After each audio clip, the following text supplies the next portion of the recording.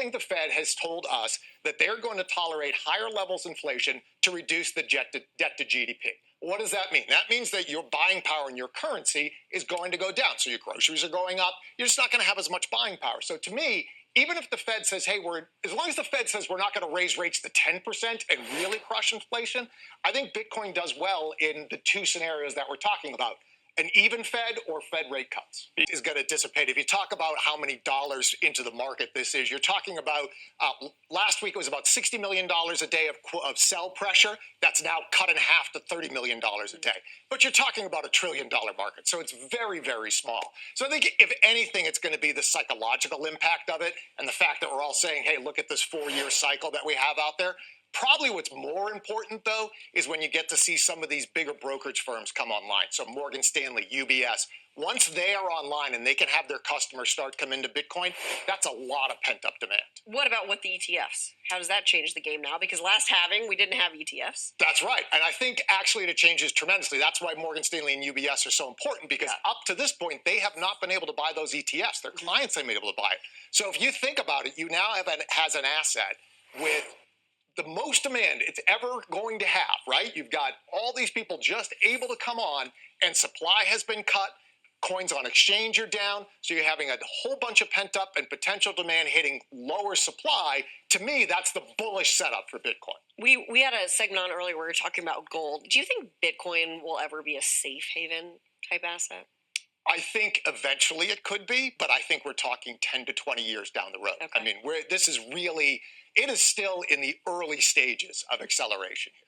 What what kind of impact does that have on the price of Bitcoin? So it's had a positive impact until the last weekend, frankly, right? So Bitcoin was correlated very highly with gold. Anytime you'd have a geopolitical hiccup, you'd see Bitcoin catch a bid.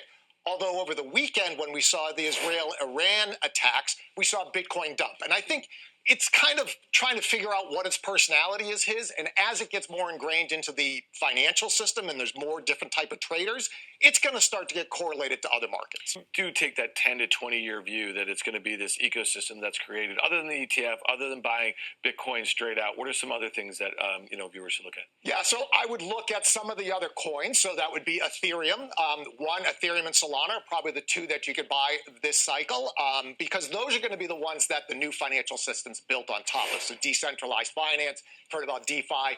Those are the two that are really in the lead for building that. You could also look towards the miners on that as well. Although the mining's a rough business. I mean, there's a lot of capital expenditure. You have to worry about electricity, but that's another way to kind of play the ecosystem. Welcome to the Crypto Teacher. And I come back with that video just to make you think. Don't forget to like and subscribe to the channel. And make sure you're joining the Patrons. If you're not a part of the Patrons, make sure you're hitting the Cash App. And we have BK back on CNBC. And he states the Fed is going to tolerate the higher inflation. And guys, we know why. They want to crush this economy and also the consumer. Remember, guys, they have all the data. They know the consumer needs relief. And when it comes to the Bitcoin halving, we know the only thing you have to do is follow the Fed in the emerging markets to see when that pump is coming.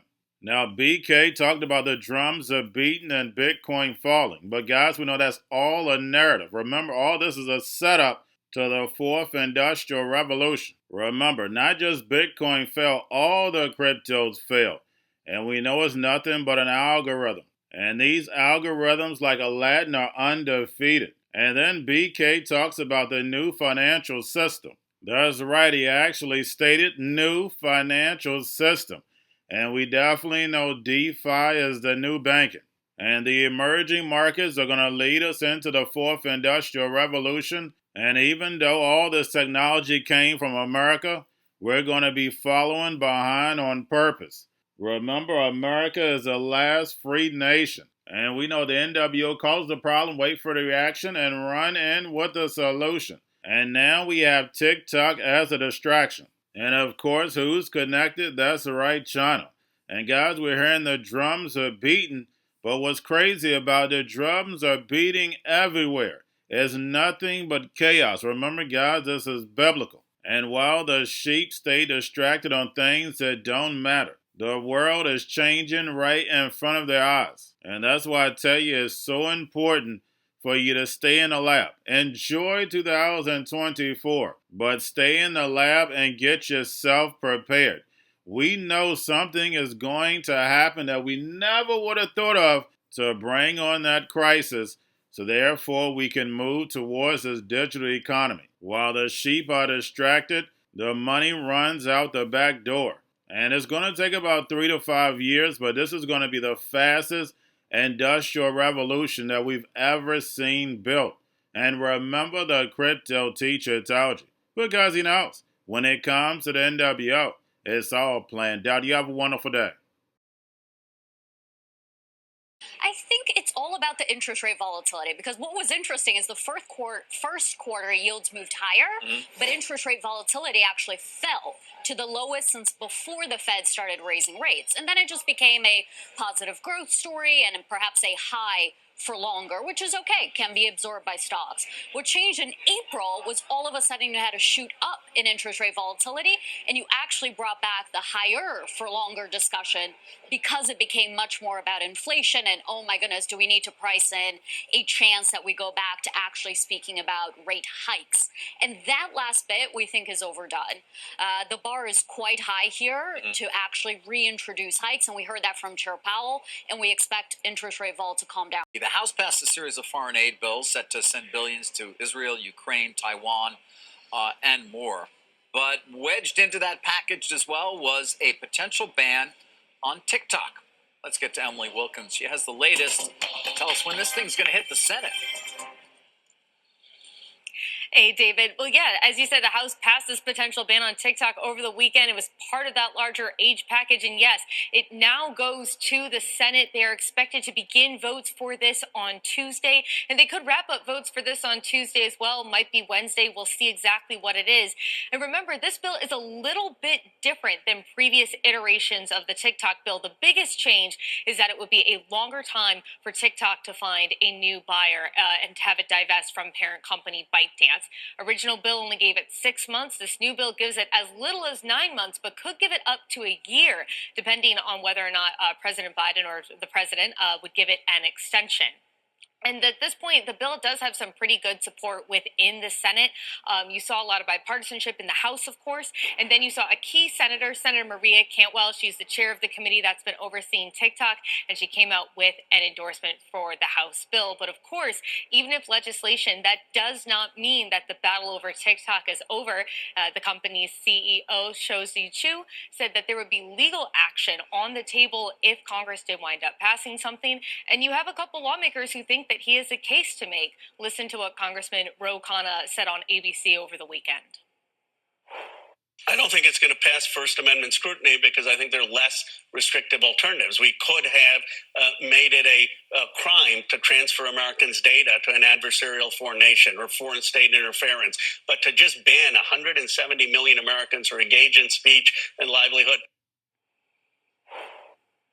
A TikTok spokesman said in a statement that TikTok was important because it was used by 170 million Americans. They also pointed to the economic benefit, the number of small businesses that use TikTok, the amount that has been raised and brought to the U.S. economy via the app.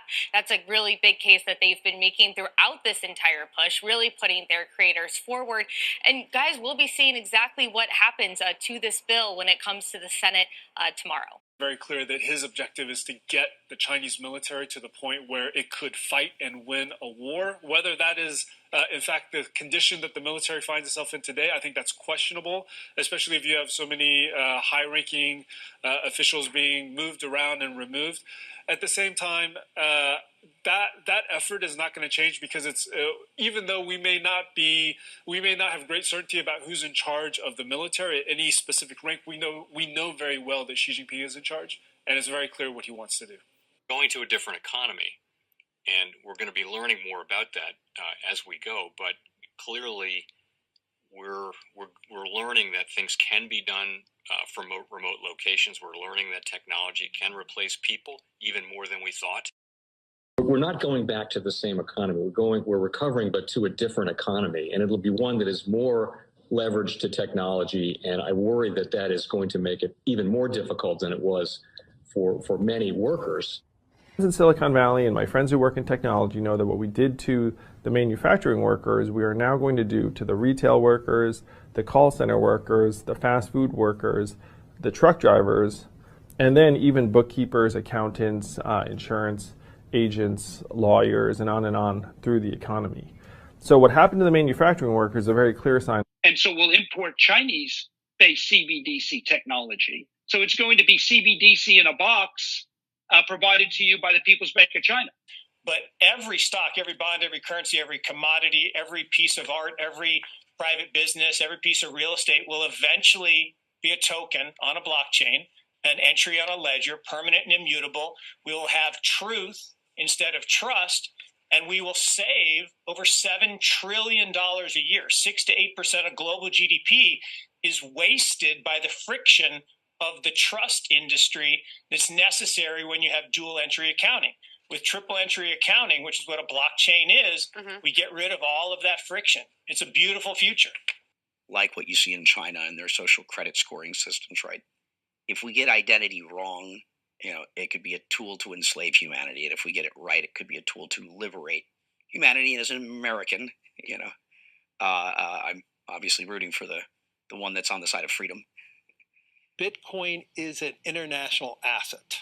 And also, I do believe the role of crypto is, it's digitizing gold. I actually believe this technology is going to be very important. Look at it. We have been part of the huge revolution in investing through ETFs. We believe that ETFs will be changing the whole way we invest.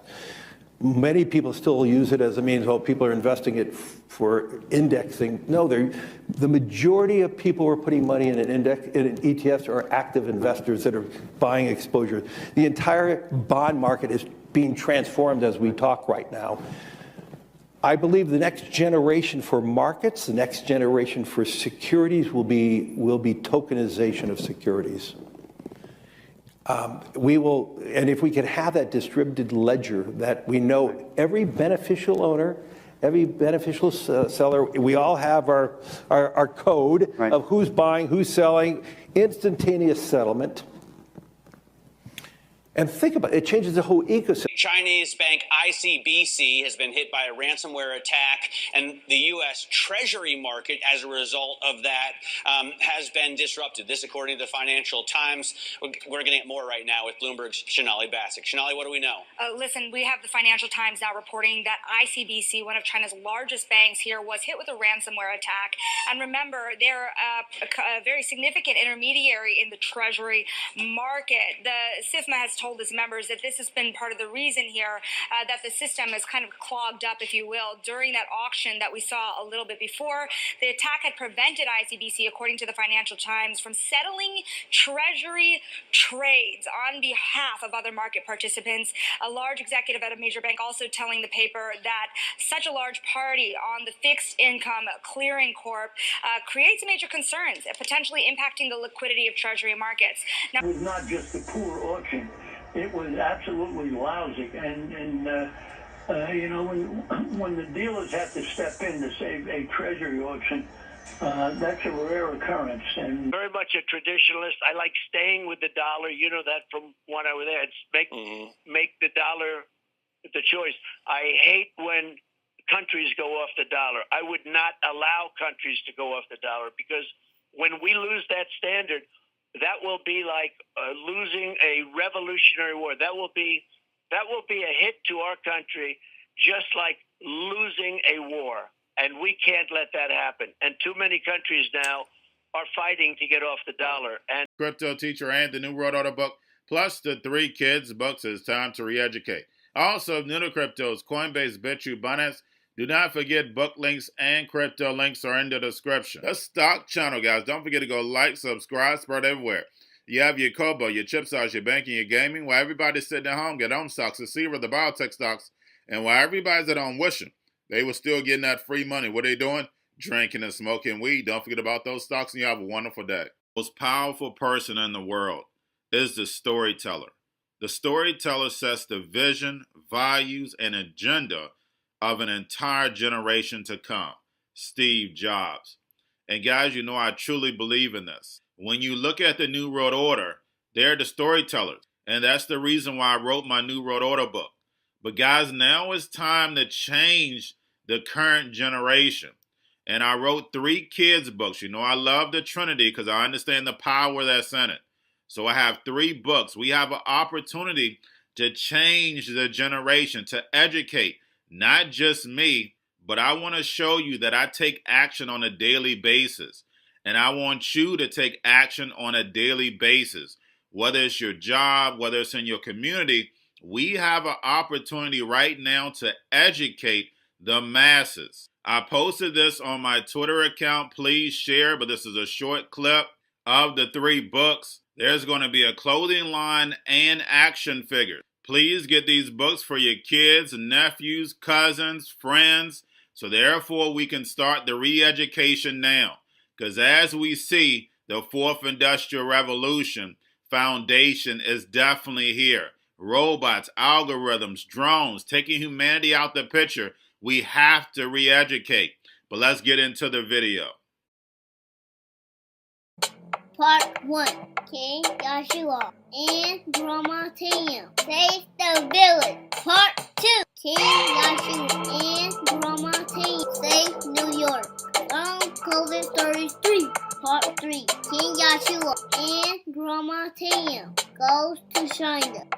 It's mandatory to get part 1, part 2, and part 3 of this series. It's time to re-educate Generation Z.